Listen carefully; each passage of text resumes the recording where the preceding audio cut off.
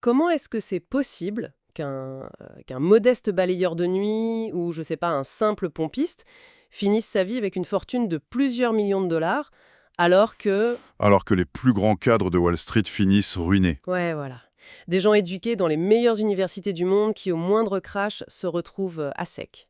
En fait, la réponse à cette anomalie, elle se trouve dans aucun tableur Excel ni dans aucune formule algorithmique Ouais, complexe. c'est un phénomène qui défie complètement la logique économique traditionnelle pour le coup. C'est clair. Si la finance était une science pure, tu vois, gouvernée juste par la rigueur des maths, les personnes avec le QI le plus élevé s'enrichiraient systématiquement. Et les autres s'appauvrir. Exactement. La rationalité absolue dicterait où va l'argent. Or, la réalité nous prouve l'inverse tous les jours. Et c'est précisément le point de départ de notre exploration en profondeur aujourd'hui.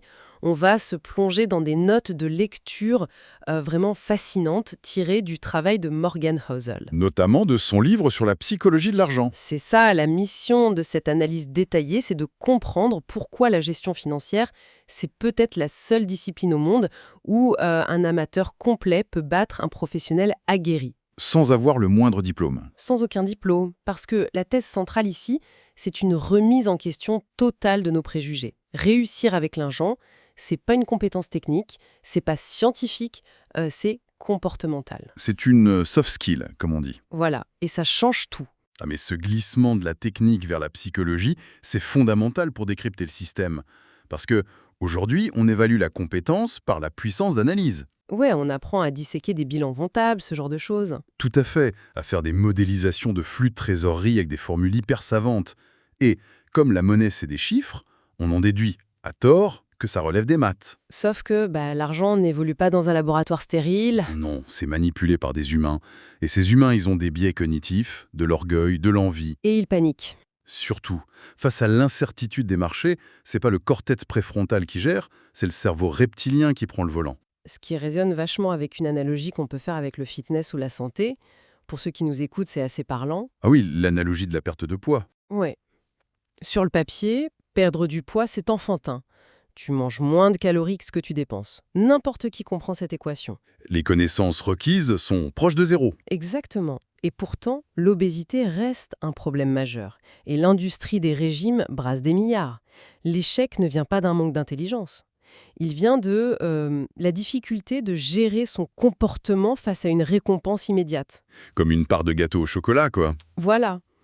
Du coup, pourquoi on s'entête à traiter l'argent comme un test de QI alors que c'est un test psychologique? Le truc, c'est que le savoir théorique offre une fausse illusion de contrôle. C'est-à-dire? Face à un problème complexe, on cherche à accumuler de l'information, s'inscrire à une nouvelle newsletter financière pointue ou... Ou lire un énième bouquin d'analyse? Voilà. Ça rassure. Ça donne l'impression de maîtriser un environnement chaotique. Mais au moment critique, quand les marchés dévissent de 30% en quelques jours... Et que ton portefeuille fond à vue d'œil sur l'écran? C'est ça. Là, c'est pas l'intelligence analytique qui réagit. C'est l'amygdale. Ça déclenche une réaction de fuite face au danger pour protéger son statut. Donc en gros, la finance, c'est un test de stabilité émotionnelle déguisé en test de maths. Absolument. Un génie de la finance qui est impulsif prendra de bien pires décisions qu'une personne sans aucune connaissance, mais avec un flegme à toute épreuve. L'intelligence sans maîtrise émotionnelle, c'est inutile. C'est comme mettre un moteur surpuissant dans une voiture sans volant. Le crash est, garanti. Ok, donc si la réussite, c'est avant tout une question de comportement, c'est quoi le comportement idéal? C'est la grande question. Parce qu'en lisant les sources, la réponse est d'une simplicité vertigineuse. Le comportement le plus dur à maintenir, c'est la patience inébranlable. L'inaction volontaire. C'est ça. Et l'exemple suprême, c'est Warren Buffett. Ce qui est fou avec lui, c'est pas le montant de sa fortune, c'est sa chronologie. Ah oui, c'est fascinant ça. 90% de son patrimoine n'est pas lié à des coups de génie isolés, c'est juste qu'il a commencé très tôt et qu'il n'a jamais, au grand jamais, interrompu la mécanique des intérêts composés. Et cette mécanique-là, elle échappe souvent à notre intuition de base. Biologiquement, notre cerveau est fait pour des progressions linéaires. Genre, on chasse, on mange, on est récompensé tout de suite. Exactement. L'effort donne un résultat proportionnel immédiat.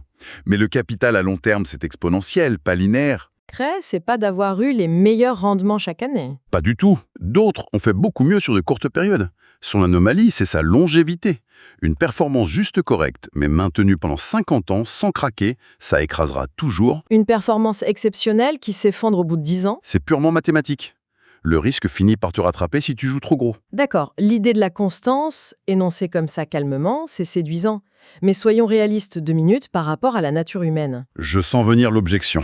Bah oui, face à un marché qui s'effondre de 40%, ou à l'inverse, quand tout le monde s'enrichit avec la dernière crypto à la mode, rester les bras croisés, c'est surhumain, non? C'est extrêmement difficile, oui. Viser une performance juste correcte, au lieu du coup de génie, c'est pas atrocement ennuyeux pour un cerveau qui veut de la dopamine. Ah, mais c'est là qu'est la friction majeure évoquée dans les notes. Biologiquement, l'action libère de la dopamine. Ajuster son portefeuille, vendre, acheter sur une rumeur, Ça donne l'impression d'être proactif. voilà, de contrôler la menace, alors que l'inaction génère de la vulnérabilité et de l'anxiété. Donc demander à quelqu'un de rien faire pendant des décennies, C'est lui demander de lutter contre des millénaires d'évolution. C'est affreusement ennuyeux. C'est comme regarder de la peinture séchée. ouais, je vois l'image. Mais en finance, l'ennui, c'est très souvent la preuve que ta méthode fonctionne. Et cette difficulté à rester inactif, elle vient aussi d'une pression sociologique, pour le coup. Oh que oui. Si la recette, c'est d'accumuler en silence pendant 50 ans, ça rentre en collision frontale avec ce que la société exige. Prouver sa réussite, là, tout de suite. Immédiatement. Et nos sources amènent une distinction brillante. La différence entre être riche, le terme rich en anglais, et être fortuné, le concept de wealthy. Une subtilité linguistique, mais avec des réalités comportementales complètement opposées. Tout à fait. Pour schématiser, prenons une métaphore physique. Être riche, c'est l'énergie cinétique. L'énergie du mouvement. C'est ça, c'est l'énergie qu'on brûle, qui est visible par tout le monde. La voiture de sport qui hurle, la montre de luxe, les restos hors de prix. C'est bruyant. Très bruyant. À l'inverse, être fortuné, c'est de l'énergie potentielle. C'est une batterie chargée à bloc. Un ressort comprimé prêt à bondir, mais qui reste immobile. Et surtout silencieux. La vraie fortune, c'est l'argent qui n'a pas été dépensé. C'est les parts d'entreprise, les investissements, invisibles à l'œil nu. Ce modèle mental de l'énergie est super puissant. Il met en lumière une mécanique ancrée dans notre biologie. On est une espèce qui fonctionne par signaux. Pour montrer son statut. Ouais, depuis toujours, afficher des ressources, c'est montrer son rang dans la tribu. Attirer des alliés, c'est le principe du paon avec son plumage couteau. Juste pour prouver que ces gènes sont supérieurs. Voilà. Sauf que, drame moderne, notre architecture financière retourne cet instinct naturel contre nous. En gros, notre besoin d'afficher notre réussite détruit notre capacité à accumuler cette vraie énergie potentielle. Précisément. Quand on regarde quelqu'un rouler dans une voiture à 100 000 euros, notre cerveau se dit « Waouh, cette personne a beaucoup d'argent ». Alors que la seule certitude, C'est qu'il a 100 000 euros de moins qu'avant. Ou pire, qu'il a un crédit géant sur le dos. c'est fou quand on y pense. L'affichage de la richesse, par définition, c'est la preuve d'une réduction mathématique de ton capital. L'ironie est totale. On veut s'enrichir pour acheter des signes de richesse. Mais acheter ces signes, c'est le principal obstacle à la vraie fortune. C'est un piège redoutable. On finit par travailler comme des dingues juste pour acheter l'approbation d'inconnus dans les bouchons. C'est exactement ça. Ce qui amène une question fondamentale. Si la stratégie gagnante, c'est d'accumuler cette énergie potentielle invisible, de ne pas la dépenser, à quoi ça sert au final? Bah ouais, si c'est pas pour consommer. Voilà. Quel est le but ultime? Et les textes qu'on analyse proposent une réponse qui bouleverse les critères de succès habituels. Ça parle du dividende suprême. Le dividende suprême, ouais. L'objectif, c'est pas d'accumuler pour accumuler. C'est d'acheter la ressource la plus précieuse au monde, Le temps. le contrôle total de son temps. La thèse est claire. La plus haute forme de richesse, c'est de se lever un mardi matin et de se dire « Aujourd'hui, je fais ce que je veux, avec qui je veux ». C'est une inversion totale de ce qu'on nous apprend. Pour la société, le sommet, c'est le grand chirurgien ou le banquier d'affaires qui gagne des millions par an. Mais si on applique le prisme de l'énergie potentielle, Ah bah la réalité est tout autre.